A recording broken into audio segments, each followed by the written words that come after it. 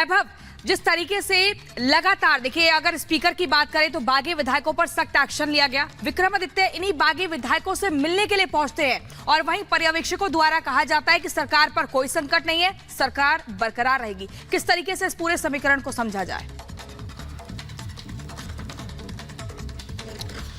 देखिए, शुरुआत समझने की अगर करें तो हम राज्यसभा में क्रॉस वोटिंग से शुरुआत करेंगे। दरअसल राज्यसभा चुनाव में बीजेपी अल्पमत होने के बावजूद अपने कैंडिडेट को जितवा लेती है।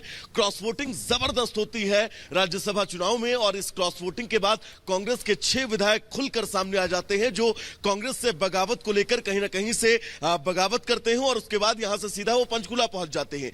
इसी बीच विक्रमादित्य जो है वो अपने इस्तीफे की बात करते हैं। अपने इस्तीफे के बीच उनका यह भी कहना रहता है कि अब वो कहीं ना कहीं से सरकार से नाखुश है, जो यहां पर हिमाचल प्रदेश के अंदर राज्य में जो व्यवस्थाएं हैं उससे नाखुश है। यहां तक कि उनके विभाग में भी हस्तक्षेप किया जा रहा है, जिसकी वजह से वो काम नहीं कर पा रहे हैं। इन तमाम बातों के बीच अब आप समझिए कि कैसे विक्रमादित्य का इस तरह से तमाम सवाल उठाना, और विक्रमादित्य के इन तमाम सवाल उठाए जाने के बीच अब यहां पर पर्यवेक्षकों का पहुंचना, पर्यवेक्षक पहुंचने के बाद लगातार मनाने की कोशिश करते हैं, एक एक विधायक से बातचीत करते हैं। और कल जब प्रेस कॉन्फ्रेंस की गई, और ये सामूहिक प्रेस कॉन्फ्रेंस हिमाचल कांग्रेस की थी, जिनके साथ पर्यवेक्षक भी मौजूद थे, उनका कहना था कि सुक्खू ने राज्यसभा चुनाव में कहीं ना कहीं से कुछ चूक हुई है, उसको स्वीकारा है, और भी तमाम स्थितियां हैं, उन स्थितियों को भी स्वीकारा है, और आगे कैसे एक साथ इन हालातों चूक को तो स्वीकार कर लिया है वैभव, लेकिन ये देखना होगा कि अब जो संकट है उसे कैसे सुक्खू समेटते हैं और आलाकमान कैसे समेटता है।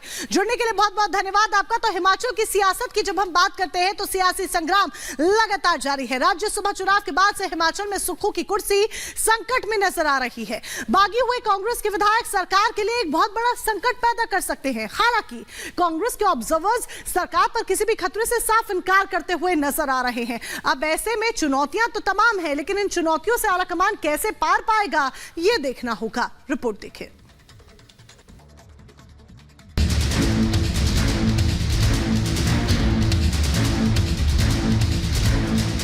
मैं ये कहना चाहूँगा कि मैंने उनको अयोग्य घोषित कर दिया है। अब वो इस माननीय सदन के सदस्य नहीं रहे।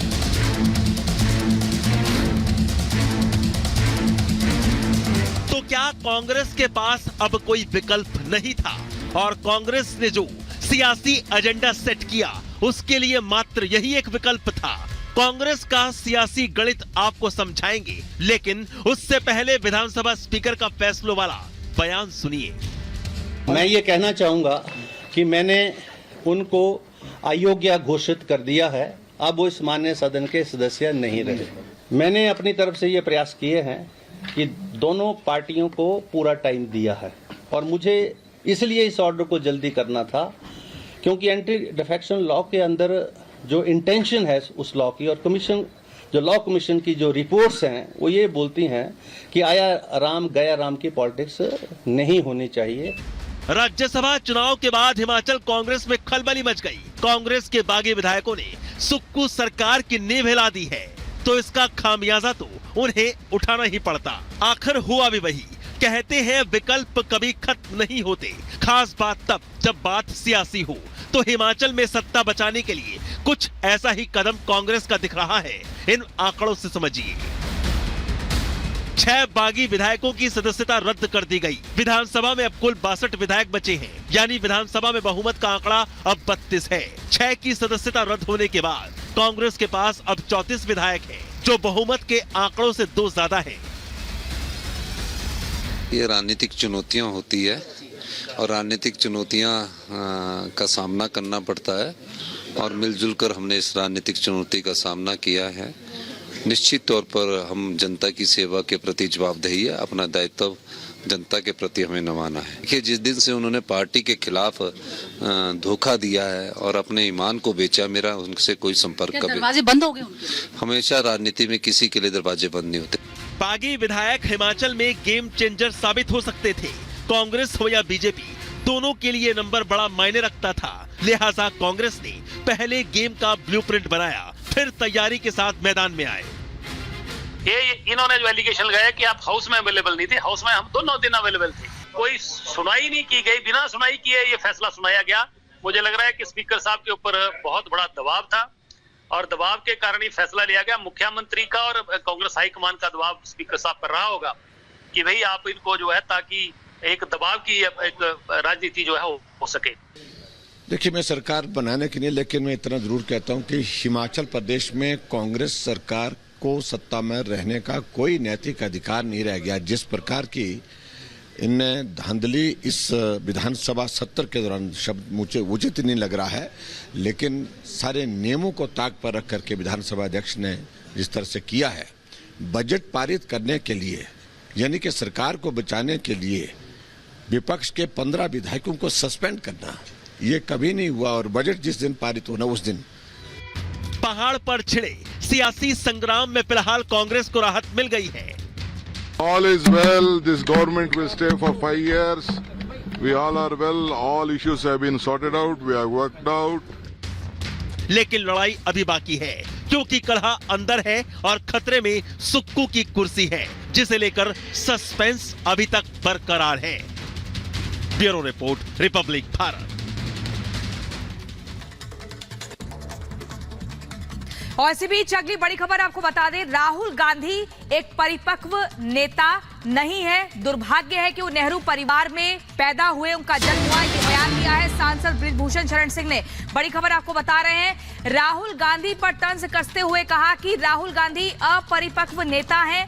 राहुल पर बृजभूषण शरण सिंह का ये हमला, राहुल गांधी दुर्भाग्य से नेहरू परिवार में पैदा हुए, क्या कुछ का आपको सुनवाते हैं।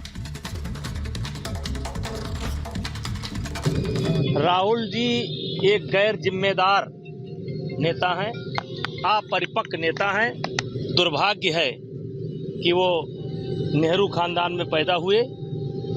राजीव जी उनके पिता हैं, लेकिन राजनीति की समझ उनके अंदर बिल्कुल नहीं है, जीरो है। राहुल जी एक गैर जिम्मेदार नेता हैं, अपरिपक्व नेता हैं। दुर्भाग्य है कि वो नेहरू खानदान में पैदा हुए। राजीव जी उनके पिता हैं, लेकिन राजनीति की समझ उनके अंदर बिल्कुल नहीं है, जीरो है।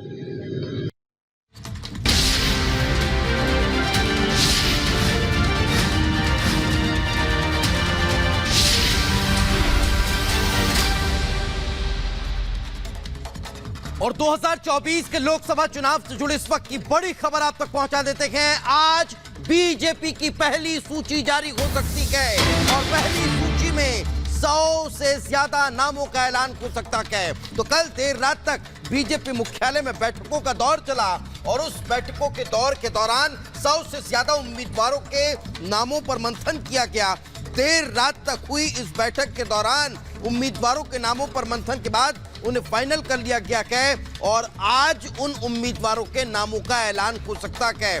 प्रधानमंत्री नरेंद्र मोदी की अगुवाई में यह बैठक हुई थी और उस बैठक के दौरान 100 से ज्यादा उम्मीदवारों के नामों पर मंथन किया गया और अब उनका ऐलान हो सकता है।